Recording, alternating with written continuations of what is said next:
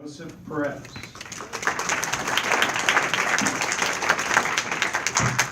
Thank you, Bob. Thank you very much. It's great to be here.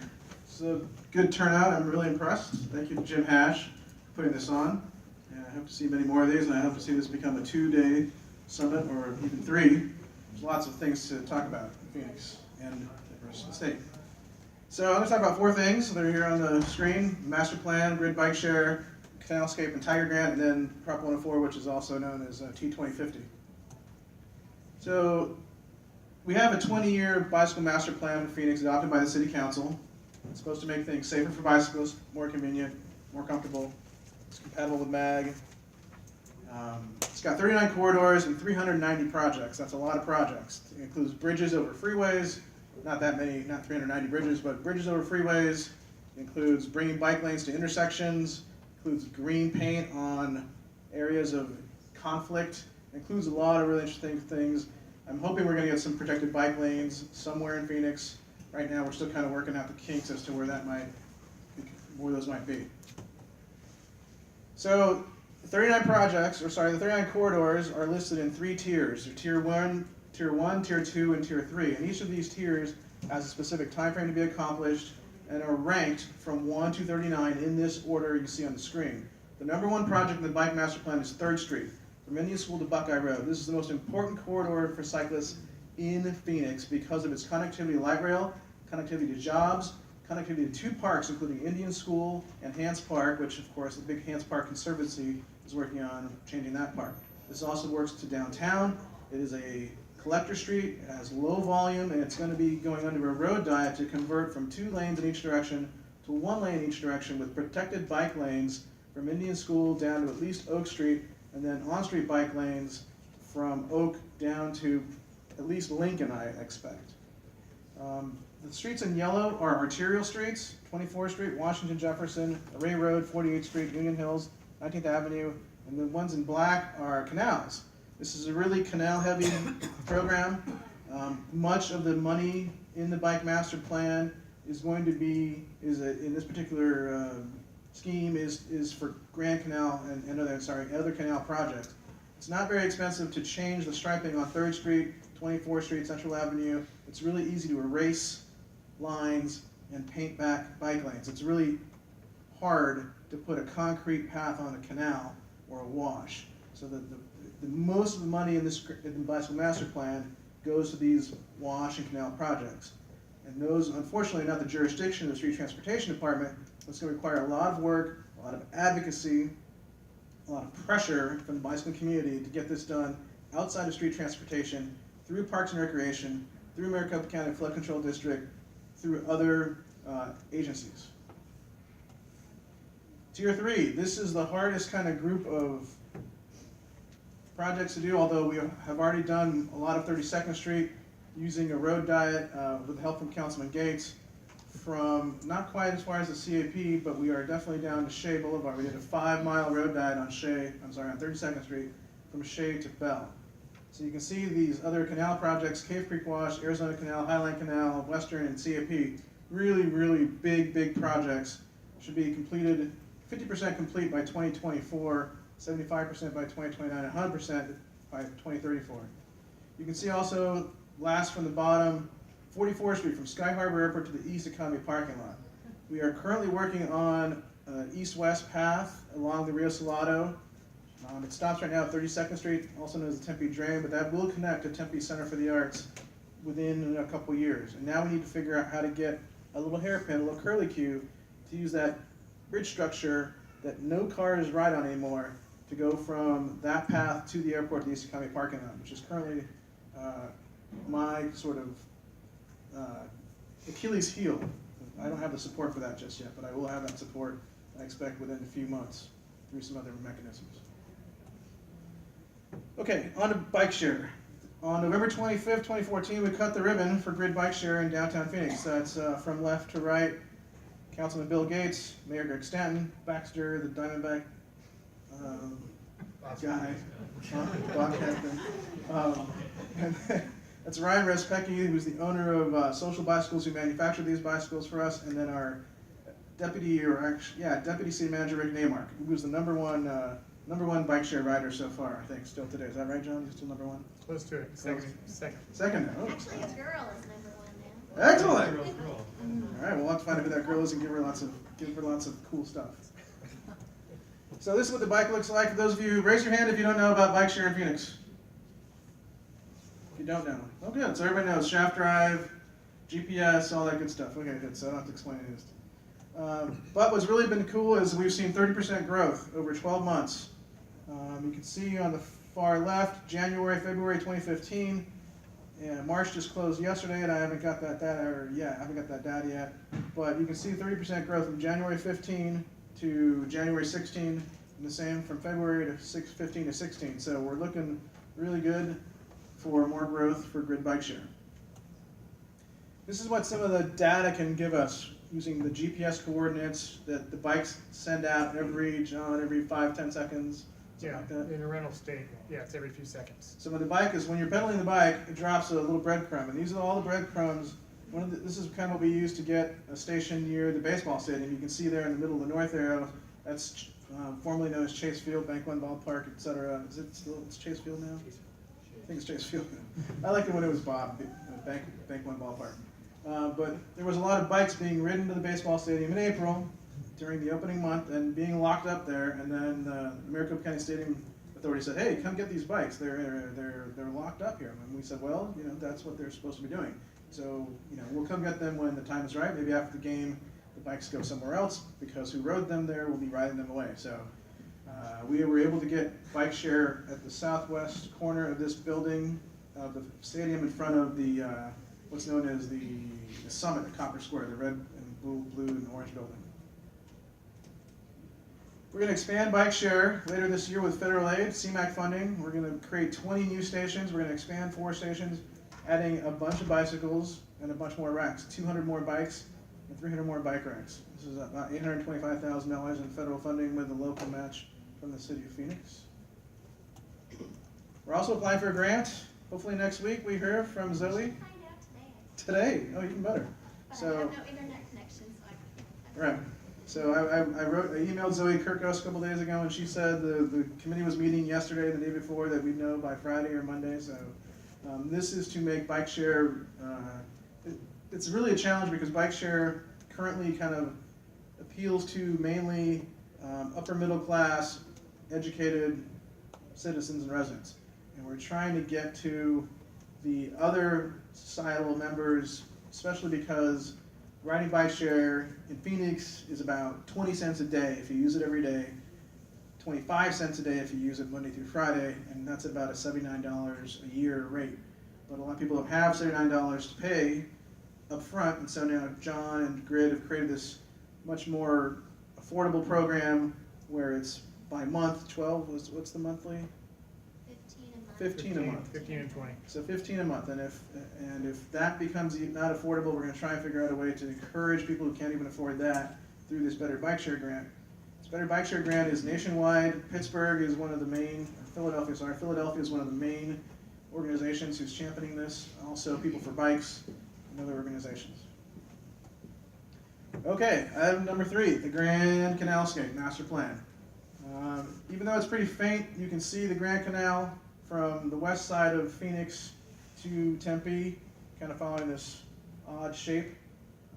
We won a Tiger grant to do the eastern segment from I-17 to Tempe. This does not include a crossing of I-17. However, we are going to continue to develop the rest of the canal to Glendale, to Grand Avenue, and then our third phase is going to be bridging that gap and connecting those 2 links. This is a long-term project. We expect that it'll start construction in later this year or probably early next year, 2017. And we're going to build a 10-foot wide to 12 feet wide multi-use trail. It's going to have pedestrian lighting. It's going to have traffic signals at major crossings and also some hawks and some rapid flash beacons as well. And we're going to connect to neighborhoods like this in Scottsdale, I believe, right, Reed? This is in Scottsdale? Yes. Yes. Yeah, Crosscut Canal. So this is hopefully what Phoenix will look like as well. We have a lot of good examples from Scottsdale and Tucson and Tempe of how these things should be built in Phoenix. Everybody hear me okay? There you go. Number 4, T 2050. So thank you to the City of Phoenix voters who passed this tax to extend the transportation tax to 2050. This tax was set to expire in 2020, and now we have overlap until 2020 of 2 different taxes. In 2020, the current tax will fall away. T 2050 will take its place. It's $2.3 billion over 35 years. This is a tremendously large amount of money. And you can see on the slide that a lot of this money is going to go to public transit. It's going to go to public transit for light rail, to build light rail lines to the various places in Phoenix. This is also going to expand public transit. It's going to probably result in bus rapid transit on Thomas Road and hopefully 19th Avenue. This will also extend the hours of bus operation. And then the kicker for us in streets is going to throw us $2.3 billion. This is a lot of money. This, if you do the math, is about $65 million a year over 35 years. And with that money, we're going to try and do what appears to be every single arterial street in Phoenix. This is odd, especially when you look at Grand Avenue. Grand Avenue is an ADOT facility, so whoever made this map didn't, I think, realize that Grand Avenue doesn't belong to the city of Phoenix except south of McDowell or maybe Roosevelt. So we'll talk with ADOT about that. So because this is a giant amount of money, the city of Phoenix political leadership created a citizens committee on the future of Phoenix transportation, and we also have something that's called the Citizens Transportation Committee. So all of this has led to this larger group that kind of oversees how we're going to spend this money and is very interested in how the projects will be presented to them for their tacit approval, but also consideration and scrutiny. I hope there's a lot of scrutiny applied to this plan. And here's part of the scrutiny that we need to be looking at. So this is something we showed to the Transit Committee, the Citizens Transit Committee, a few weeks ago now, maybe even probably in February, and then something, they meet every last Thursday of the month in downtown. The streets 1 through 12 are arterial streets, except for Roosevelt. They're all going to get overlaid, but not all of them are going to get bike lanes. The ones in blue arrows are likely to get bike lanes, especially items 4 and 5, although 7th Street to 14th Street is pretty narrow. Items 10 and 11 are currently under design, so they may or may not get bike lanes. They may get shared lane markings. Central Avenue from Camelback to Bethany Home, number 3, already has buffered bike lanes, so there will be really no impact to that particular street. So the items in blue total about 3.25 miles of bike lanes that don't exist before, yet you see that in the lower right corner, 12.64 miles, subtract the 1 for Central Avenue, 11.64 are going to be paved and or may or may not get bike lanes. So that's where the advocacy comes in. That's where people who raise your hand if you bike in Phoenix.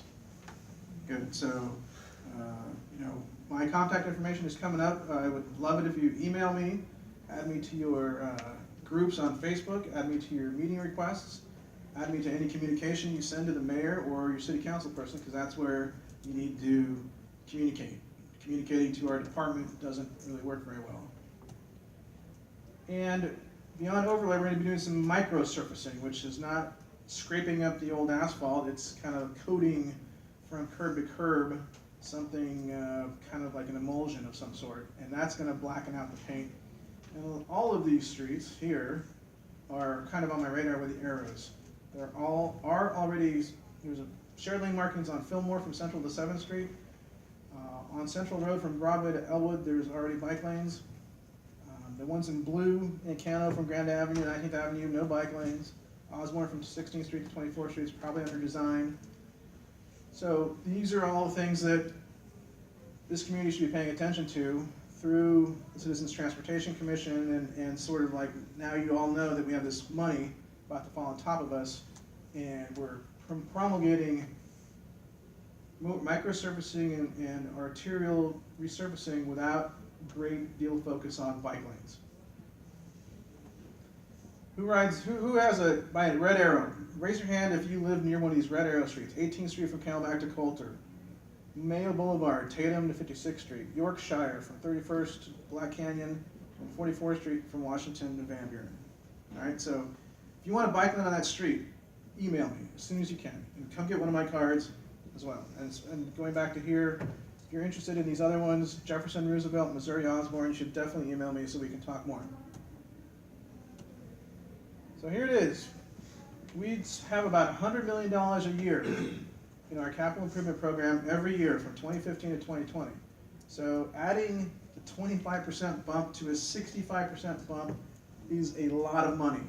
It's a lot of work, and it requires a tremendous amount of focus from the bicycle community on the street transportation department to spend this money wisely and to spend this money with bicycling in mind, because not every one of these dollars is going to go to bike lanes, as I showed you on those other two charts. All right, so it was fast and furious. Any questions? That's my email address. Write it down, bike@phoenix.gov, joseph.perez@phoenix.gov. So my mobile phone number is 602-531-4985, and that's our website, which hopefully will get updated significantly so we can improve our communication to our residents and citizens, because phoenix.gov/bicycling right now is kind of a mishmash of everything from safety and bike share and videos and bike to work, etc. So we need to refine that entire website once again. Any questions? Yes. So I'm a bike commuter from Mesa to Phoenix, so first I'd like to say I'm really looking forward to the 3rd Street improvement. Thank you. But my question is, for example, on Central, it's a chevron lane with the signs, bike can take the whole lane. Yes. Is there any research that shows that to be effective? Because I don't find it to be very effective. The research out there shows it's not very effective. Okay. Which sucks. But it does add legitimacy to bicyclists being in the road. It does, in many ways, empower everybody knows about the 4 different levels of bicyclists, the strong and fearless, the enthused and confident, interested but concerned. Interested but concerned people don't use sharrows. They just don't. I use the road whether it has a bike lane or not, whether it has a shared lane marking or not. I get out there and I get in the middle of the road, and everybody who comes up behind me can go around me. And they can wait, they can pass me whenever they want, and they can wait. But, when I see a shared lane marking, I'm like, yeah, now you can really wait, because now, you see what I'm riding over? It says that I can be here, and there's a sign that says bikes may use full lane. So it adds legitimacy, especially for people who are not sure where they should ride. I mean, you should never ride, as many of you know, you should never ride by the seam near the gutter. That's terrible. It's a terrible place to ride. You should always ride in the center of the lane, especially if it's 14 feet or less. If it's 15 feet or more, there should be a bike lane on that street, period. And there are plenty of designs in Phoenix. There's plenty of streets remaining, like Bethany Home from 12th to 16th Street, that are 16 feet wide and don't have a bike lane yet. We're working on that, but it's not easy. So there is research, though. Yes, next question. Raise your hand. This is a good chance, really. Then I'll ask another question. Oh. Is there any way I can get Phoenix to stop using what appeared to be... Can I get the city of Phoenix to stop using what appear to be unwarranted edge lines on arterial roads such as Ray Road? Perhaps we should talk about that. I'm not sure why we're putting in those unless there's like an unimproved drop off, but right. These are curb and gutter, so they appear to be completely unwarranted and shouldn't have ever been installed. That's probably correct. I'm not sure what our justification is for putting those lines. I'd like to see 10-foot lanes and no edge lines at all, or shared lane markings where that is, because everybody I'm sure confuses the edge line for a bike lane, and you're kind of relegated to this. Yes, I'm afraid 1 so. foot clear asphalt. It's terrible. Thank you. Yes. What is the proposed solution to get over the Grand Canal, over I-17 and Grand Avenue? And do you have any recommendations for those of us that travel east to west in central Phoenix every day? So east-west across I-17 is almost impossible except for the Maryland Avenue Bridge. We have data from ADOT that shows that Indian School and Camelback are highly dangerous and unsafe for pedestrians and bicyclists. So short of walking your bike across that intersection, you just have to tough it out, unfortunately. The recommendation is probably going to be, I hope, a tunnel, but if it becomes a bridge, it'll be a bridge. There are power lines on both sides of the Grand Canal at that point, and we might have to have some kind of cantilever bridge to avoid the power lines, and it's just kind of ugly. It's a really tough site. We are pursuing a bridge over Missouri through a federal aid design grant that we applied for and won a few months ago now. So it's a little too far north for my taste, but we're going to keep pressing for connections down in the other parts of downtown Phoenix. You had a follow-up? I was just gonna say, is there any plans to create a better corridor for bicycles, say, coming from Tempe into downtown Phoenix? We could close Van Buren, in my opinion. Van Buren doesn't have a lot of, but that path I was describing, the Tempe Center for the Arts path and Tempe Town Lake, when that gets done, that's going to be great. And I need your help to advocate for 3rd Street Railroad Creamery, the old railroad facility that goes actually under I-17 through a tunnel that was built for the railroad. Now we got to convert that to a Rails to Trails project, even though it's no longer rail right-of-way and owned by all the adjacent property owners. The city of Phoenix dropped the ball on that. I didn't realize that was even being considered, even though I think it went through some local agencies, and we missed that one. But we're gonna try and get it back. Who's next? Where's Bob? Where's Crank Bob at? Nobody? All right. Who else? Yes. So I'll be presenting on this later in Tucson. You meant about Tucson's context, but you mentioned that interested but concerned population. I'm wondering, is Phoenix, you guys working on anything in terms of residential bike route networks, bike boulevards, that sort of thing? For Bike boulevard. The bike boulevard network I would love to see happening on local streets like Rose Lane that already have traffic signals. There's a traffic signal at Fillmore and 7th Street, which is one of the reasons the bike boulevard went through there. There really should be a road dial at Fillmore from 7th Street to 1st Street. That's 2 lanes in each direction, only about 7,000 ADT.